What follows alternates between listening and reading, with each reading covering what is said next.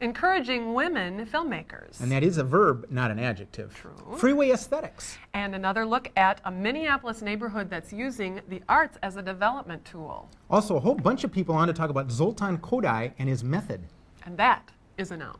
That's exactly right. He wanted it that way.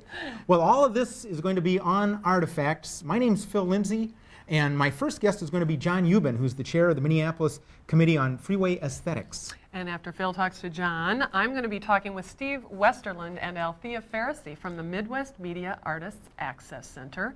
We're going to be talking about a Women's Filmmakers Access Grant Program that encourages emerging women filmmakers. Well, there's that verb again, to encourage. That's the theme of our show, I think. Then Kata Novak will be on. We're going to talk with her about the Lyndale neighborhood and what they're doing in their NRP process to include the arts as a development tool. And Phill will wrap up the whole show with three guests who are going to be talking about a big music conference that's coming to town. It's a big event. And we're also going to add at the very end of the show some arts news, some tidbits about the arts. And so we'll be back right away with our first guest after a quick little trip to Seattle.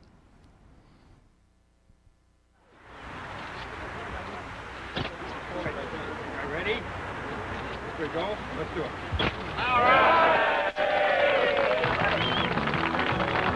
On September 12, 1993, the reconstructed Lacey V. Morrow Bridge across Lake Washington was open to traffic for the first time.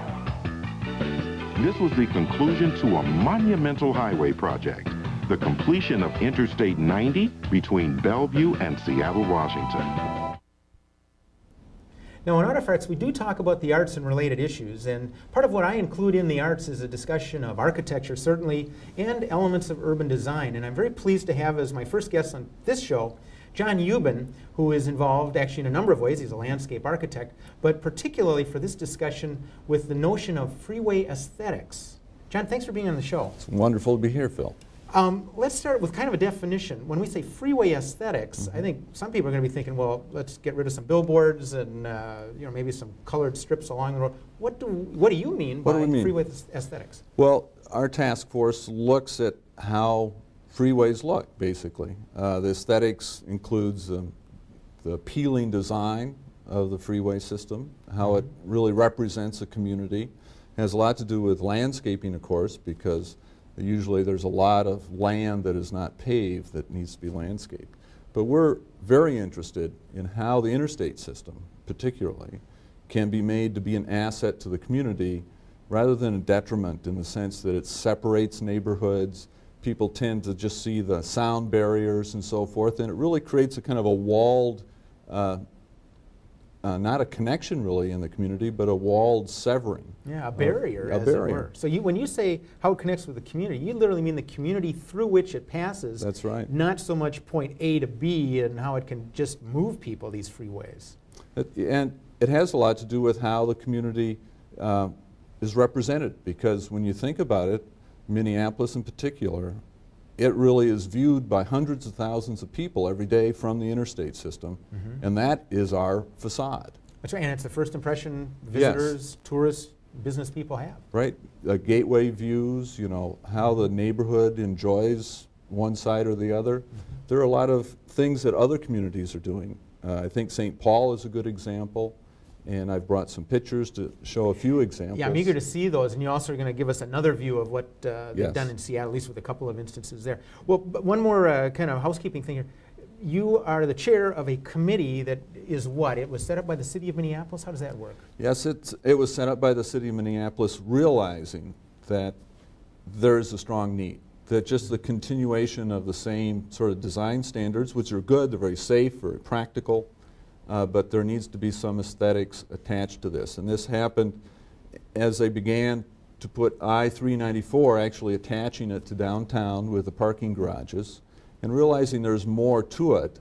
And that was one of our first projects. And then as I-94, bridges are being rebuilt, we're looking at bridge design, we're looking at a variety of things, really in response to some of the good examples that St. Paul has set around the Capitol. Okay. Well, maybe now is a good time to start looking at some of those images that you've brought. I know you've got some slides we can take a look at. Did you want to start with those? Okay, let's do that. Sure. I have some slides to show everyone. This first one is really a slide of the typical scene that you see as you drive along most of the interstates in the city.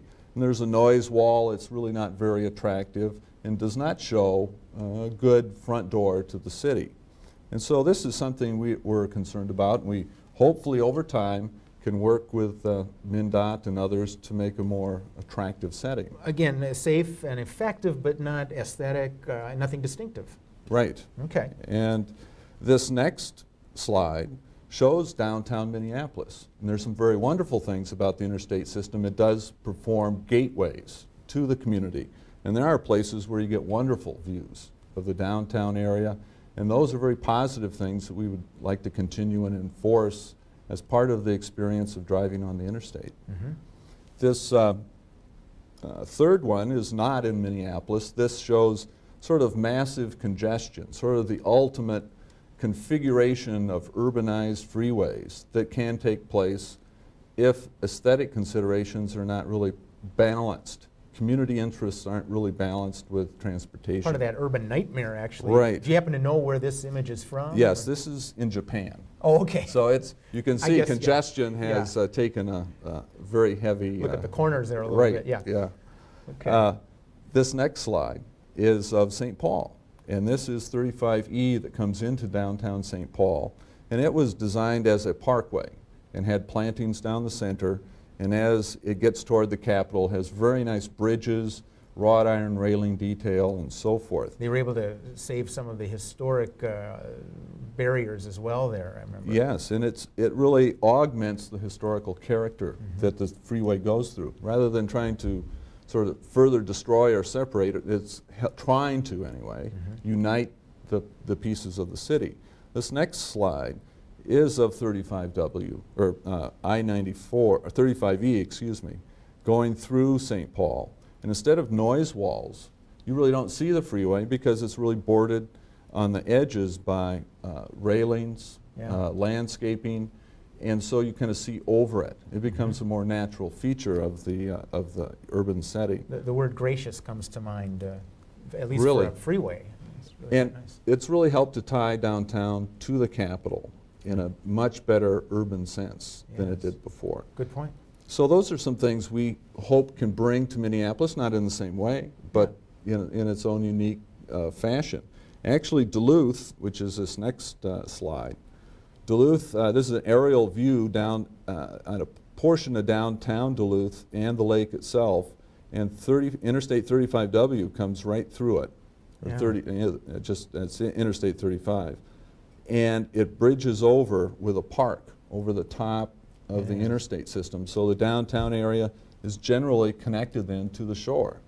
And this was part of a design that MnDOT did with the city of Duluth to really make the interstate system disappear the best it can as it goes past historic downtown and the lake itself. Now, if I could interject, it sounds like an excellent design solution, but it must cost a penny or two to do that. These are very expensive. Yeah. And of course the cost keeps increasing.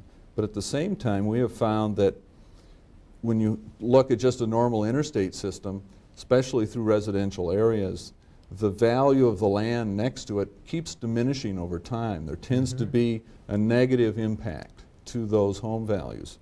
And if you change or are against a park system, which is very unique in Minneapolis to have a linked, world famous in many respects, park system, to have values really escalate when associated with a linked park system.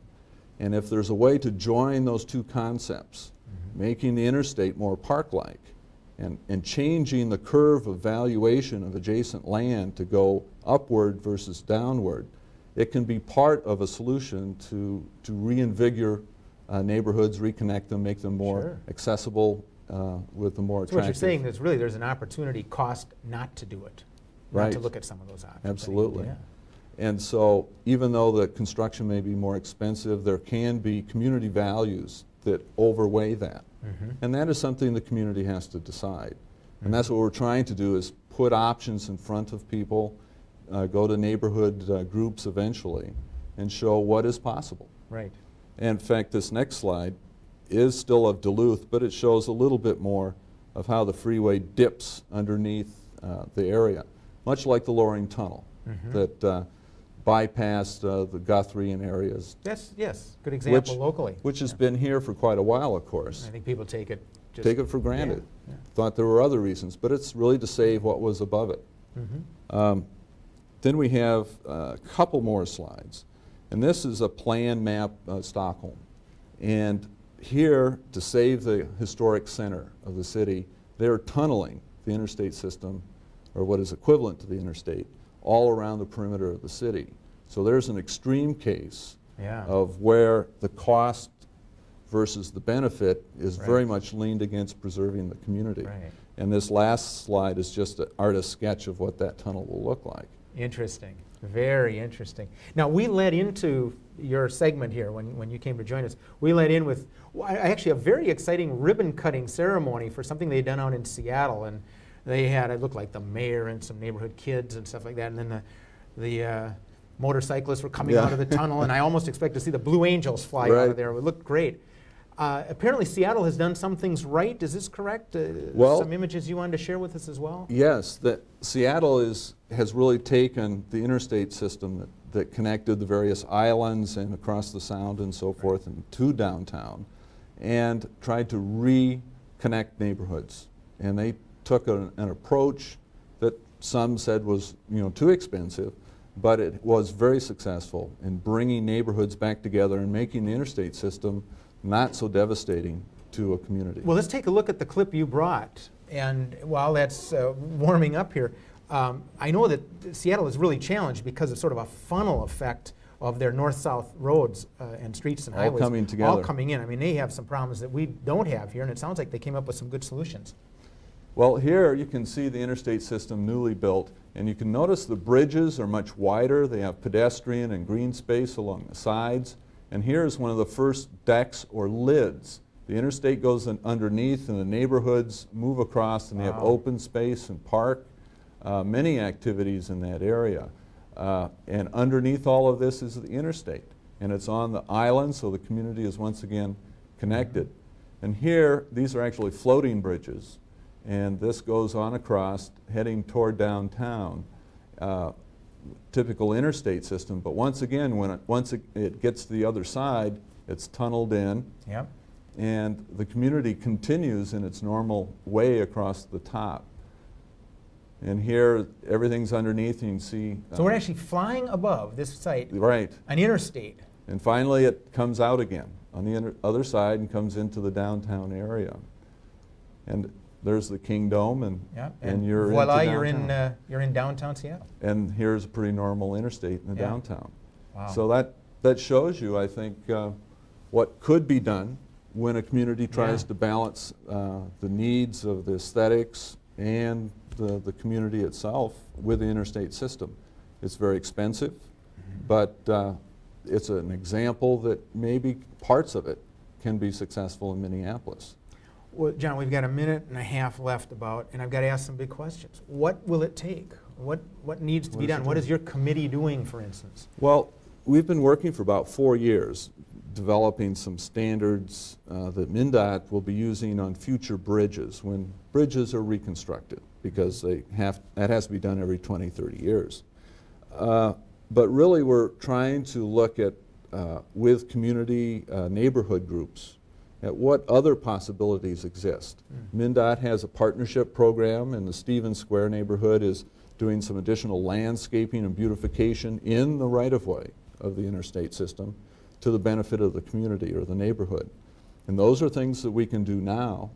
And as time goes on, as parts of the interstate system, 94, 394, all of those will be rebuilt. And as time goes on, the community will have more say, and hopefully better solutions can take place. When you said 394 will be rebuilt, I think I just heard some Bryn Mawr residents. I think they just spiked their blood pressure right there. But you're absolutely right. These things have a life, and there should be some strategic planning involved here. Absolutely, and I think uniting the community again is an important part of that decision. Great. Your committee is coming up with a report of some sort this spring, or? We're coming up with a slideshow, really, that we can take or distribute to neighborhood groups that sort of take what we've shown here today, but a lot more detail, Expand it a bit, okay. and really see what is possible and what the community thinks is a good solution eventually for interstates in Minneapolis. Well, John, I want to thank you for coming on. It may seem like an esoteric subject to people in the abstract, but when it goes to the neighborhoods and affects their business district, Yes. their home area, crucial. So I want to thank you for coming on and It's sharing been a this. pleasure. Okay, Thank you, that's good. Phil. Now, Janet's going to be on with the next segment of Artifacts here. In fact, she'll have a couple guests to talk about, as we were saying at the top of the show, encouraging women filmmakers. And we're going to start with a clip right now from one of the 1994 award winners. So Jan will be right back after this.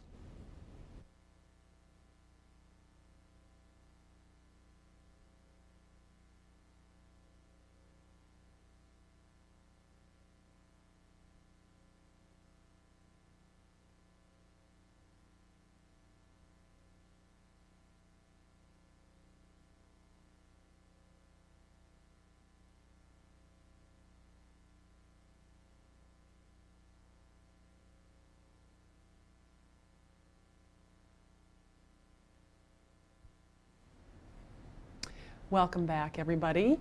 I have with me Steve Westerlund and Althea Farisee from MAC. But I will say it once, the Midwest Media Artist Access Center. I did it. Welcome. Thank you. Thanks. And I want you two to explain a little bit about that clip we just saw. Tell us, I mean, obviously there was no sound. We have a few things to tell people about.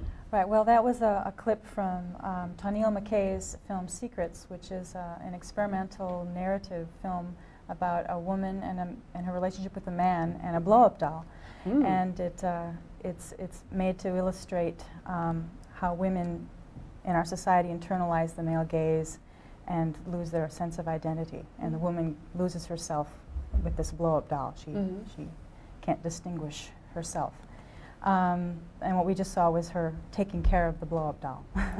It's a work in progress. It is still. a work in progress still. She's just finishing up for the Right. show. And the show is going to be?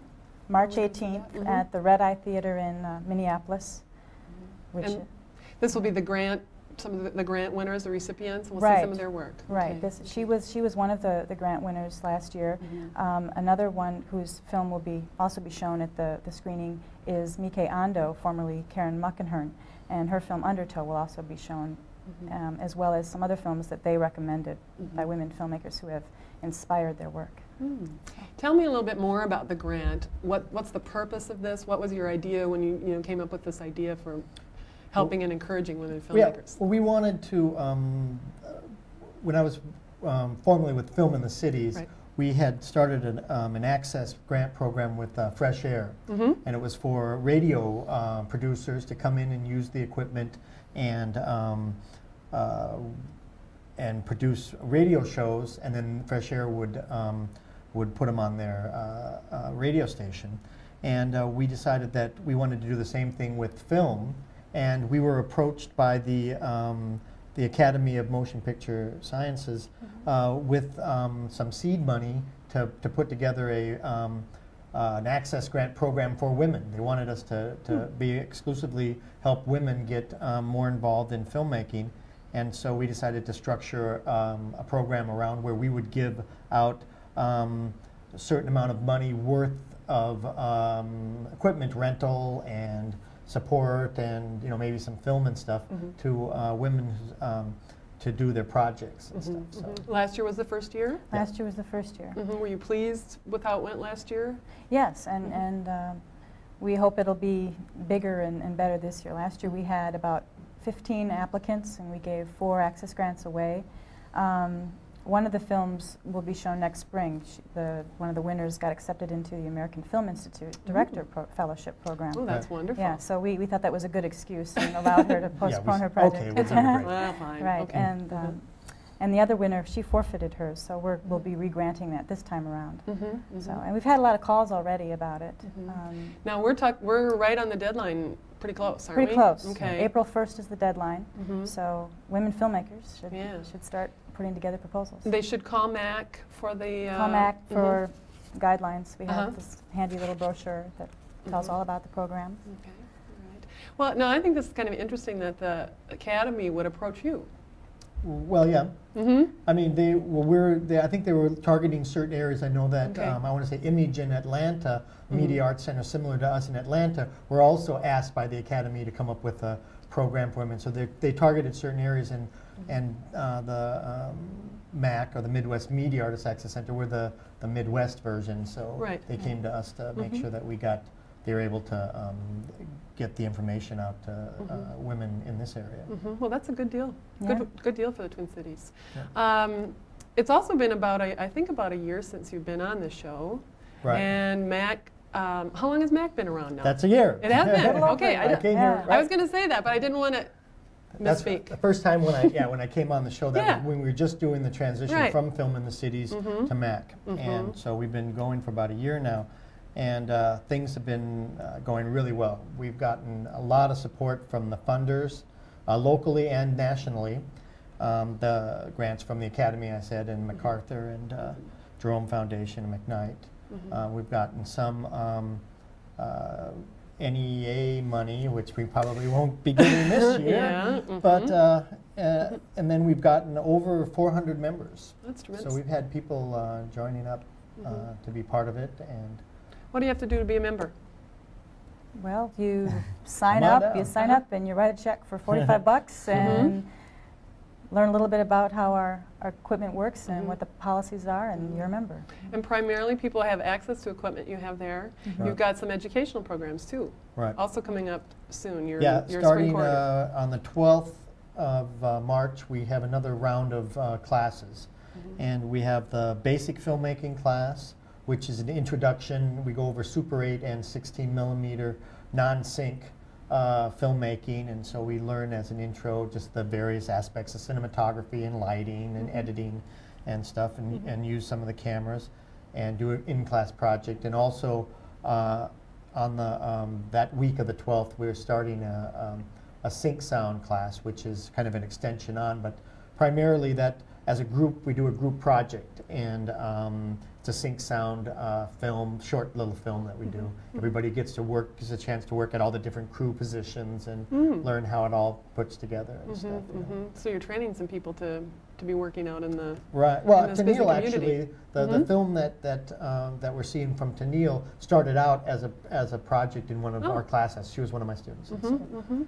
and then she kept elaborating onto it. And so, Well, that's exciting. yeah. Exciting news.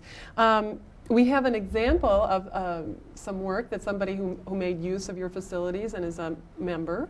Right. Some of his work. Why don't you tell me a little bit about that? What we're going to see. Well, Michael Sutz has been a long-time member. He was one of the founding members and part of our steering committee staff, which made everything happen at MAC. And he just completed this film called Life Masks. It's a short film about his father, who is an artist who does masks of Holocaust survivors. And I suppose we could see. Yeah, let's take a look at it. Okay. Roll the tape.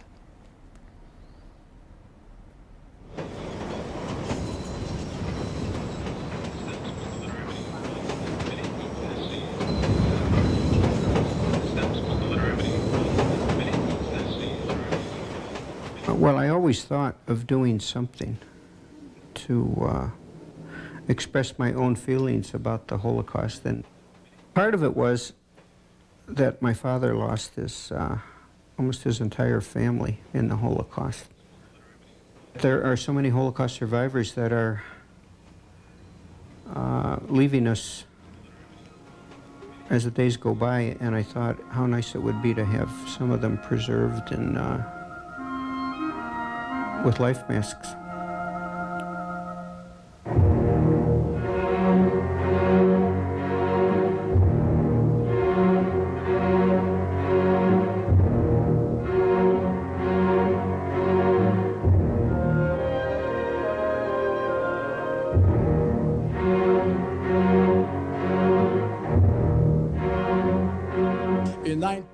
That is such an interesting piece. Just to see even just a bit really would, I mean, it makes me want to see more, which is to me a good sign of a good film. The subject matter, can you tell me in just a little bit more about how this film Well, came to be? I think Mike, his father states in the beginning, like he was as an artist, and then his family actually had lost a lot of their members during the Holocaust, during World War II, and so he started thinking about what he could do to remember the people that survived the Holocaust. So by making these masks and stuff was part of something that he decided to do. And then Michael decided to document that process. Is this particular film going to be seen anywhere or screened anywhere recently? It'll probably be screened at the next member show that we have. We haven't set a date for it yet, but it'll be coming up if people, you know, if they get on our mailing list, then, you know, or just watch this show, I'm sure it'll be on. Right. Yeah. And so you do have opportunities for people who are making films to have. I think that's so important to give films an audience. Right. Obviously, that's something that you feel is important. Well, not only do we do our own member show, but we also bring other shows from around the country into. In May, we're going to be bringing, for the second time now, the Ann Arbor Film Festival, which is a touring show of independent works like this, like the ones that we've seen. And last year was a big success, and I got a lot of real interesting works coming out of it. So that's May 19th and 20th. Right. We'll be here.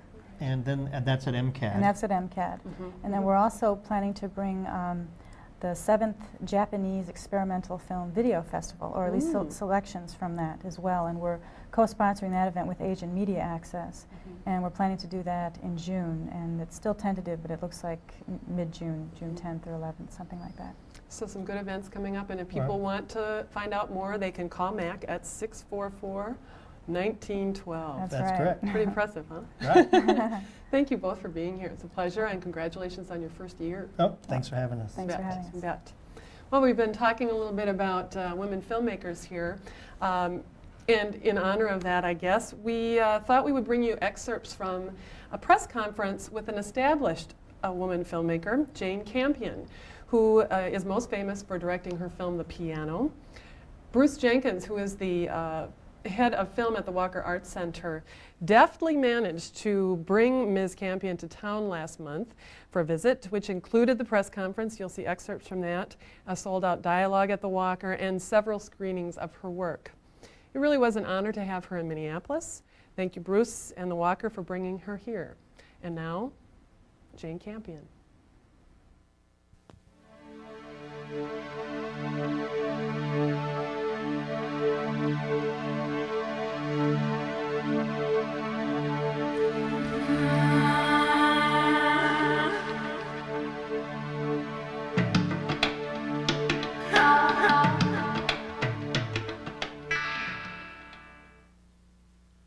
I've actually got another 3 films now that I'm committed to, and the first one to be made is going to be an adaptation of A Portrait of a Lady, which is a Henry James novel, which I'm just completely passionate about, and feel really privileged to be working with this fantastic material, just great dialogue and great story.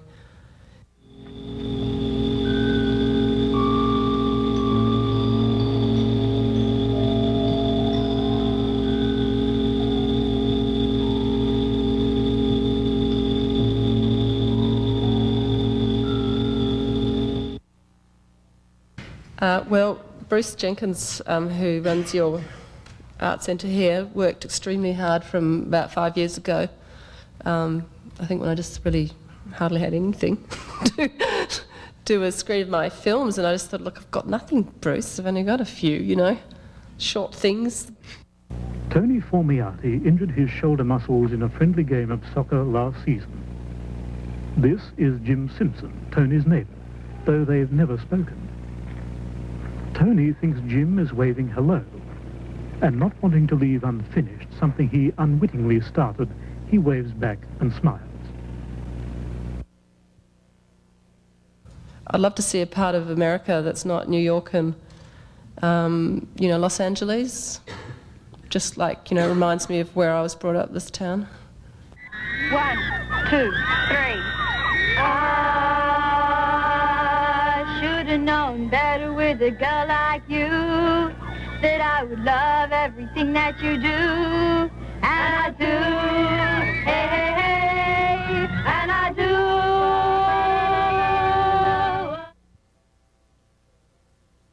I think there's an opportunity for a lot of women. I mean, I'm really pleased about the success of the piano because women came up to me, young women filmmakers, and they said, thank you so much, you've really, you know, this was at Cannes, you've made my life at this festival fabulous because people realise that it's, you know, I could be a serious director too, and when they're talking to me now, it's really talking with a different atmosphere.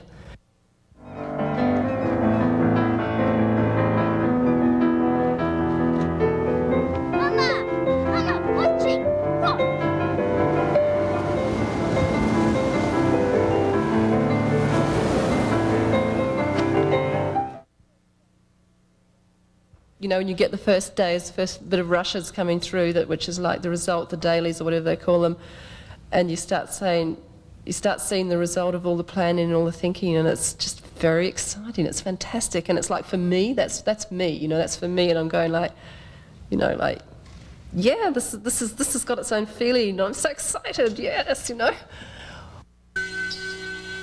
Come on, darling. Come on, go. Come on. Oh, lovely. Come on. Oh, that's...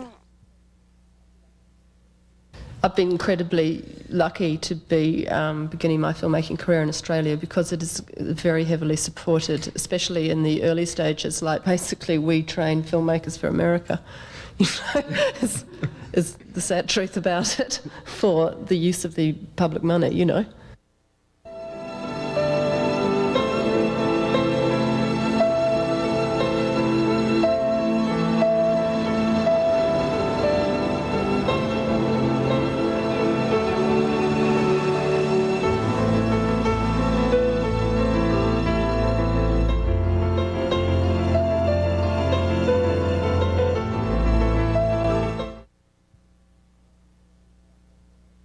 The deepest rhyme were people like Buñuel. When I saw his movies, I went like, oh, this guy's a grown up, you know. But he's so, you know, kind of not grown up. He's so free, he's, you know, naughty, and I mean, right now you've got a Duchamp exhibition on here, you know. Where he's a surrealist, and I felt such a empathy with that whole movement. And we're back. And I must say, one of the neat things about going to Jane Campion's press conference there was just finding out how down-to-earth she was. She was actually quite a refreshing person. So I thought our crew did a nice job on that, so congratulations to them. Now, continuing kind of a series we've started here on Artifacts, we've been taking a look at different neighborhoods and how they're incorporating the arts as part of their NRP planning process. We've taken a look at what some folks in Loring have done. Last month we had somebody on to talk about the Phillips neighborhood. And now, for more than one reason, I'm really glad to have Kata Novak on. Kata, first of all, thanks for being on the show. Oh, you're welcome. Now, we're going to talk about some serious things, but Kata and I go back a long time. As performers, so it's really nice to run into you again in a couple of roles that you have now. You are the Vice President of the Lyndale Neighborhood Association. Correct. Which is an important role, but today we're really going to be talking about your role as Chair of the Arts Committee in all of that NRP process.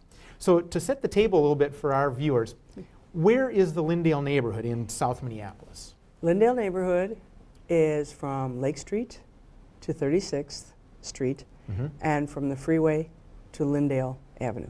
Okay, so essentially a square on the map. Little square, little rectangular. Little rectangular, space. Okay, right. And who lives there? What's in Lyndale? Oh dear. Well, we have many one-way streets and many thoroughfares going to the freeway, and we have Harry Tubman Center is being built there. Big new facility. Big new facility. Beautiful, beautiful. Yeah. Also Redeemer Residence is building. Yep. The YMCA is building a new gym and some new facility there too. So 3 big projects going on. That's right.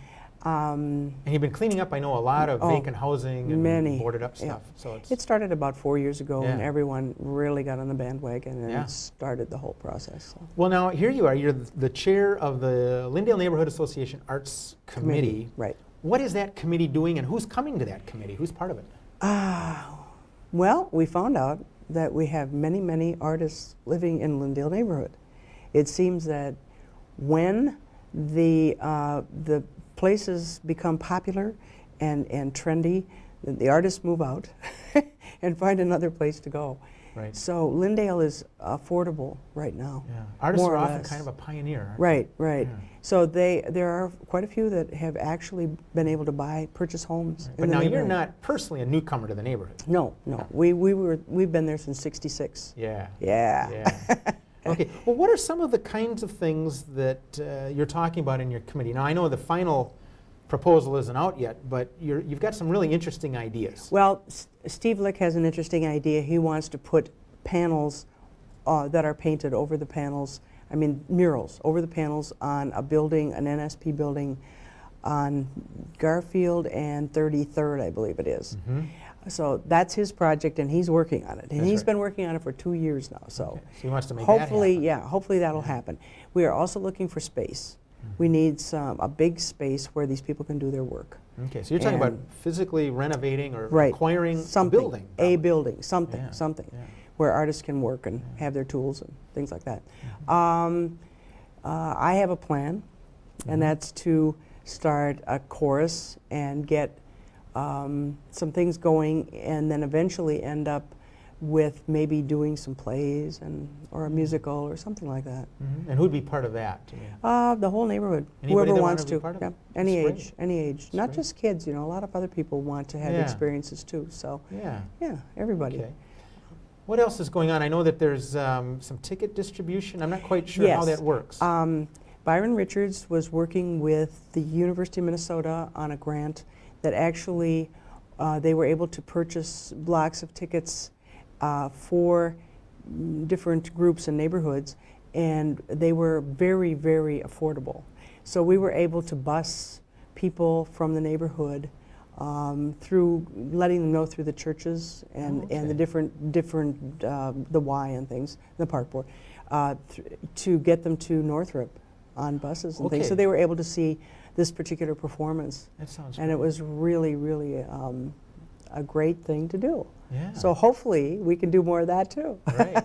And at a meeting I attended, I understand one of the things that some members of the committee are going around just to meet who's in the neighborhood, other artists, who's there, kind of canvassing. Right, right. Chris that's his little project. And we're going to try our best to find out who is living in the neighborhood, what artists and what they do and what they have to offer and what they need. Yeah. So because a lot of times they kind of keep to themselves and they do their work, and you have to kind of Sure. Well, they're pull them focused on out. their Sure, efforts and all they're that. absolutely. How does the work that your committee is involved in, which I know some of it is real tedious. I mean, there are forms and there's money and finance. When you're all said and done with that stuff, how does that feed into because that's just part of your neighborhood's larger NRP process. What's the next step then? Where does it go from there? What we need to do is find out how we're going to continue, or what all this is going to do in the future. Yeah. So not just look at now or this summer, Yeah. but say, build on a plan. Okay. Build on a plan and find out what the needs are of the people that are involved, and then how that plan fits into the neighborhood, so everything is tied together. And I don't know if that makes any sense. It's kind of broad. Yeah, but it's necessary. It sounds yeah, and the thing is that I get, artists are shortchanged a lot, because many times people look at art and say, oh, well, it's not really necessary. Yeah. And this is what I've been saying the last couple months.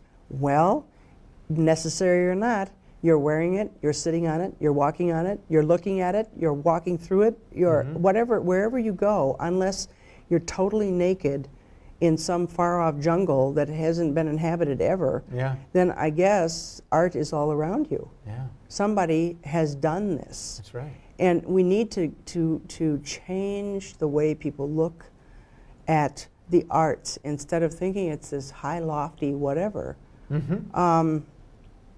Hey. And that sounds to me like maybe the underpinnings of what you're trying to do there. Right. I mean, the NRP is a means to an end, and Right. to the extent that works, great. And to introduce people and let them know that this is what's happening, Yeah. and so that people would feel more comfortable. Because a lot of times people feel uncomfortable with artistic situations. Yes. And they think, oh, well, that's not for me. Yeah. No. Art is for everyone. It's for everyone. It's all around us all the time. Kata, we've got a couple minutes left, and you and I do go back as performers, and I've got a little surprise for you, and I'm going to ask the folks in our booth if they could roll a tape. And I'll look over here at the monitor, and I don't know if you'll recognize this or not, but I wanted to indulge a little bit here. I recognize it. Do you? Yes. I think I see a woman there with she's got a tray in her hand. Now she's off camera. She'll come back here. Oh, dear. Oh my, wasn't that great? This was a fun experience. The whole day we were there. That's whole day. For about 2 minutes worth of fun. I think you come up in the background again. I don't know who that guy is. I have no idea who that is. He looks familiar to me. Yeah. I think he the got hair out looks familiar. There we go. That guy looks familiar too. Yeah? Yeah. Oh dear. Oh dear. Yeah. Well, not to be mysterious to our viewers today, here we come. There you are in the bottom left corner there. There we go. Yes, with the point shoes on, people. That's right. And for folks who don't know, your background is as a dancer. Right. You have formed dance companies. Right. And I got to know you here in the Twin Cities metro area as part of the Kata Novak Festival Dancers.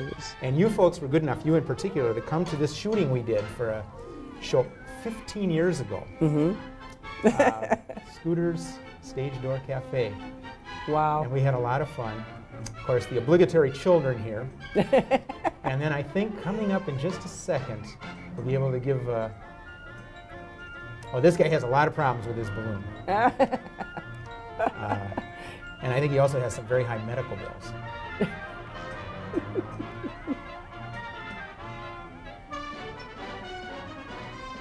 Oh, there I am, way in the back, peeking around. Oh, my. Boy, that's got to hurt, doesn't it? Oh, my. Yeah. That was in Phill Park? No, actually, this was shot up in Sherwood. There we go. Oh, there we go. Right there, ladies and gentlemen. Kata Novak. Oh, dear. On location with a whole bunch of zany folks. That was a throw. I couldn't avoid that when I knew you were going to be on the show. So just give you a second to see that. That was a lot of fun back then. It was. And you've kept that spirit up right through not all of the intervening years, but in these long night meetings with the arts committee and stuff like that. Well, I tell everybody what you see is what you get. Yeah. Yeah. That's me. Sure. Now, let me ask, we got time for another question or two. What happens if you don't get funding for this NRP We were talking about that the other day, and we need to look at all the possibilities. Yeah. And not rely on any one source ever, ever, ever, ever. Mm-hmm. So however that pans out, however that looks, that's what we're in the process of doing now, is finding possibilities all over the place. Okay. And people need to be patient, and they need to go through the hoops and go through the steps, and that's the way life is right now. Look at the long term. Yeah, exactly. Kata, we're out of time. Thank you very much. It was a pleasure to have you on the show. Good luck. Thank you. Oh, okay, and what we're doing out there. Well, we'll be back in just a moment with a veritable ensemble of music educators to talk about a big convention coming to town. But to do that, let's first take a look at a little background information on Zoltán Kodály and his method. Zoltán Kodály was Hungarian and a respected composer of this century. But it is really for his inspired way of bringing music to children that we deal with him here. The Hungary of his youth, here is his native town of Kecskemet, was still tied to Austria. The musical regime in the schools was Viennese. But Kodály, from his childhood spent in the small villages, had a deep interest in the folk music he heard there. And with his friend Bela Bartók, he began to explore the roots of native Hungarian music, collecting and transcribing the songs they found. Ultimately, this experience led to his revolution in the teaching of music, with its principle that the folk music of a people is a native language, and that the use of this musical mother tongue will best teach skills and concepts to children, who can then be introduced, surprisingly early, to the world of serious composed music. His ambition was to see Hungary become a musically literate nation, but the method he worked out with his followers can be applied in schools anywhere, and has spread through Europe, Japan, Australia, Canada, the United States, and South America. Those teaching aids and techniques, so often thought of as Kodály, are in fact international in origin.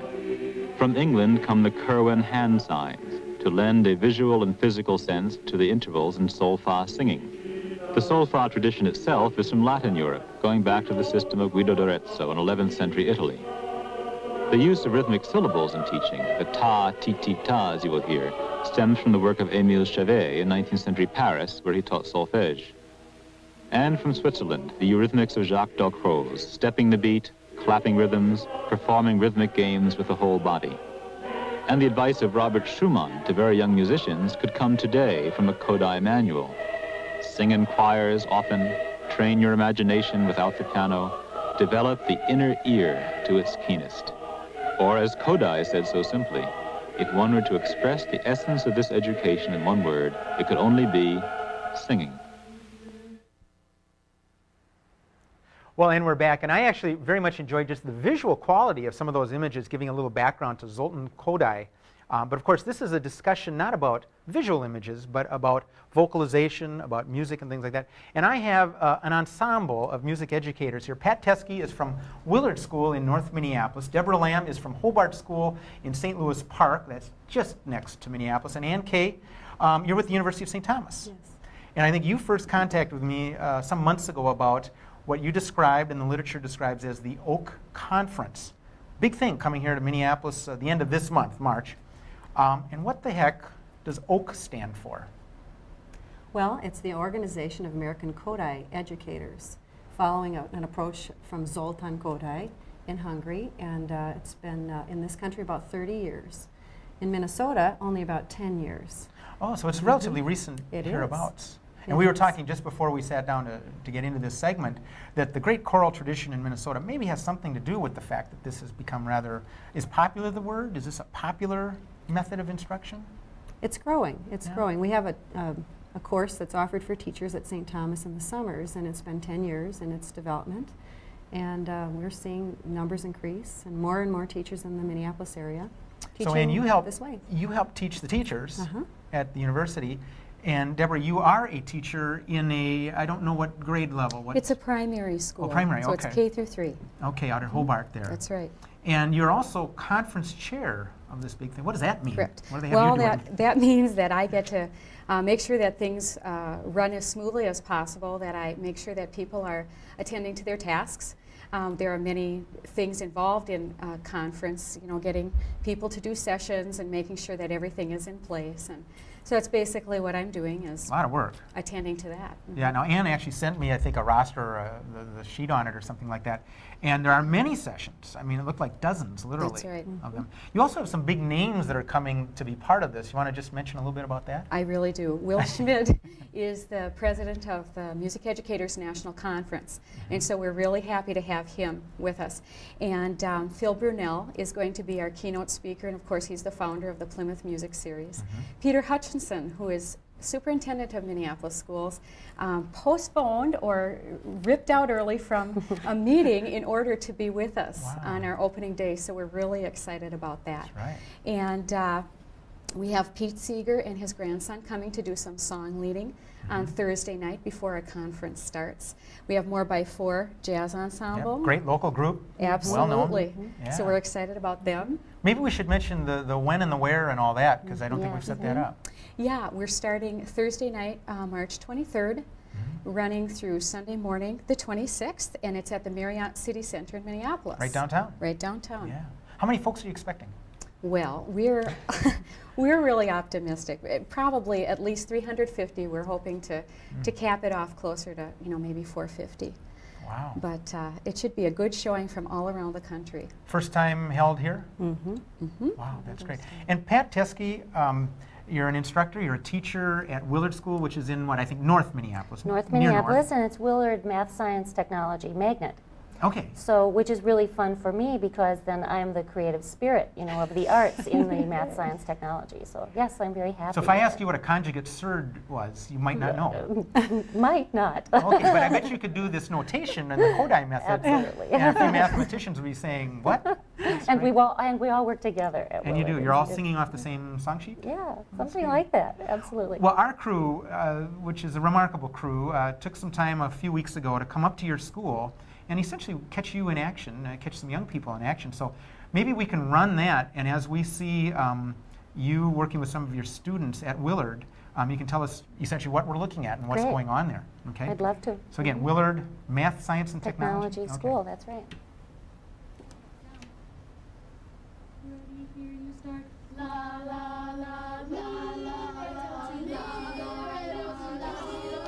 Oh, that's great. So what you're looking at is a group of 5th grade students, and they're singing in solfa, which is the do, re, mi, fa, sol, la, ti, do in solfege. They're singing in 4 parts in solfege. These are 2nd graders, and what they're doing, they've constructed a rhythmic notation, and then here they have it up on the board, and it's actually preparing them for a song. Okay. So they are reading and performing rhythmically, and now going to identify the song. And before they're going to play the game here, what they're doing is these 2nd graders are singing in canon. And this was the first time that I'd asked them to do this, so I was really proud of them. Well, I have to say, as a lapsed drummer, it seemed to me they got the rhythm. The beat. The beat, that's right. The beat. That's right. Cannonball. Well, let's just start with something. So this was their first exposure to the cannon, the round. To the cannon itself. Okay. Right. Now what are they doing? And so this is that whole developmental process ends up in this game. So you can see when they change their partners. And how old are these? These are the 2nd graders. Okay. Mm-hmm.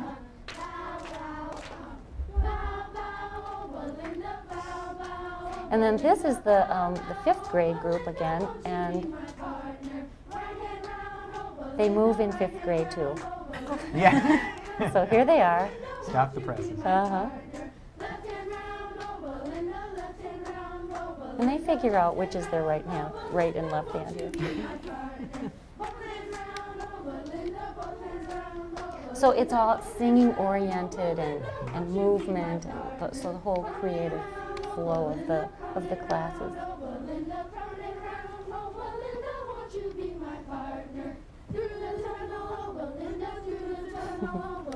That's fun right there. Yeah, it is. Well, that's great. Thanks for sharing that. And I wanted to thank Robin and Jim from our crew for putting that together, and also Paul Augustin, who I think was up in your school. Yes, he was. They did a nice job there. Mm-hmm. Well, that's kind of a great introduction for people who, if you say, only about 10 years in the Minnesota area, a lot of people aren't familiar with this. How were people learning music before this? Or maybe I should ask a different way. What's the conventional way to learn music? Anybody?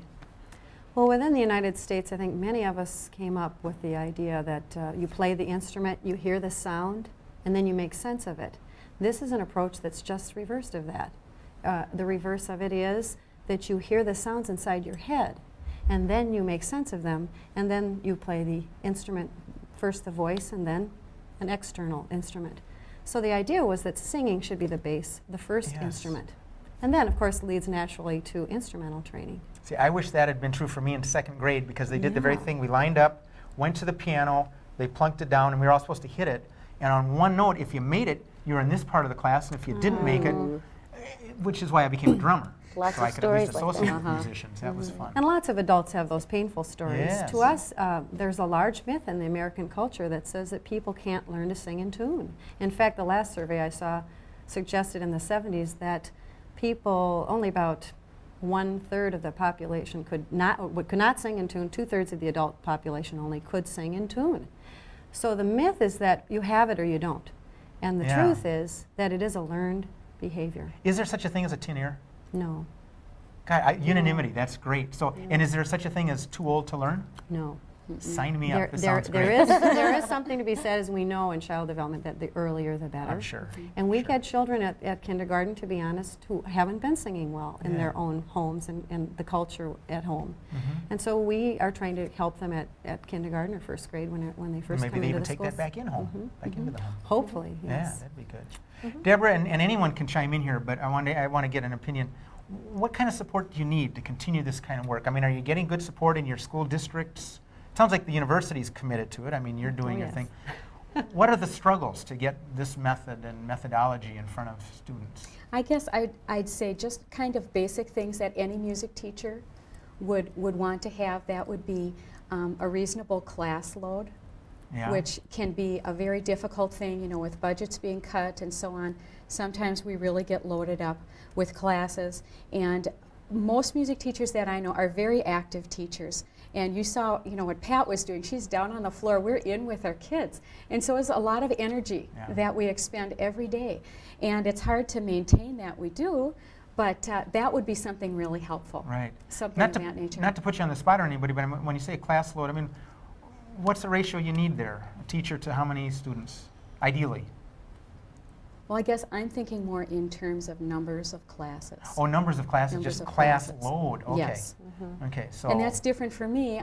When in my system, I have half-hour classes. Pat has, what, 55 minutes? So there's, you know, quite a difference in terms of how many different students you see every day. Sure. And I think what's really exciting that's happening right now is the national standards for the arts, help me with the proper name, have been published and produced and are being taken seriously for having the arts within the schools.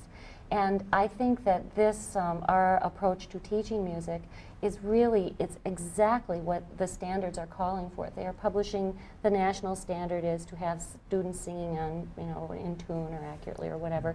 And there are 9 music standards at each level, elementary, middle school, secondary, senior high school. And I think that what we are about, what we stand for, is coinciding with this national effort right now. And I think it's a tremendously exciting time for us to be in schools. And what does it take? It takes time, and I think for me in Minneapolis, the most exciting thing is to have the collaboration within content areas so that we're not looking at just one curricular area at a time of music or the arts, geography or English or math or whatever. But it seems now that we are communicating through these national standards or whatever, and it's a very exciting time in education, a very positive time. Well, for anybody who ever thought that, you know, teaching in general, but music education was esoteric or dull or something, I can't think of 3 more lively people who are just thrilled about what you do. I mean, it's really refreshing to see and to hear, so congratulations. That's great. You're referring to Goals 2000, that whole There's effort? Project 2000, that's Project right, but then in each of the, in other curricular areas, like there are the math national standards, there are also the national standards of the, for the arts. Is that the correct title? National Arts Standards. National And as part of it, actually the music ones were the first to be developed after the math people. Okay. So the future looks fairly bright then within the discipline? It's exciting, very exciting. Very exciting. Well, ladies, we're out of time. Thank you all for being here. Look forward to the conference later in the month. Again, March 23rd through 26th. Okay, great. Marriott City Center in Minneapolis. Sounds good. Thank you all for being here. Thanks. Thank you. Great. Well, on that note, we're going to come back and do our new little arts tidbits, our news of the arts. But first, we're going to take a look at an interesting factoid about the arts. So we'll be right back.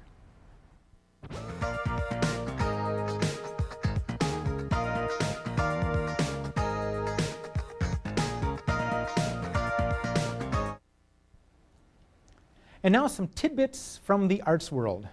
March is Arts and Education Month. Now that includes a plethora of events, including Music in Our Schools Month. That's sponsored by the Music Educators National Conference. They've kicked it off March 2nd with the world's largest concert to be broadcast nationally on PBS. Now if you want more information, you can call 1-800-336-3768. Youth Art Month for the visual arts is sponsored by the Council for Art Education Incorporated. You can send for a booklet of ideas. Lori Doyle, Council for Art Education Incorporated, 100 Boylston Street, Suite 1050, Boston, Massachusetts. The zip is 02116. And the American Alliance for Theater and Education, along with the Educational Theater Association, are co-sponsoring Theater in Our Schools Month. Tony Randall is the honorary chair.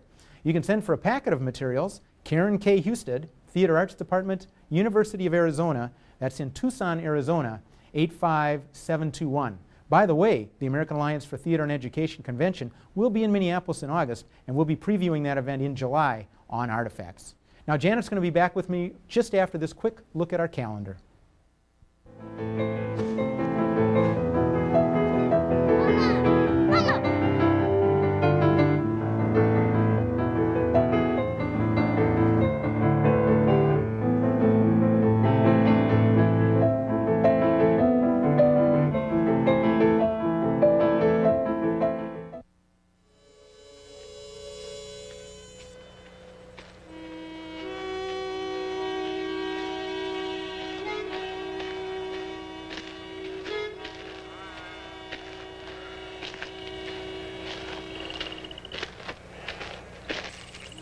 This is the story of my childhood.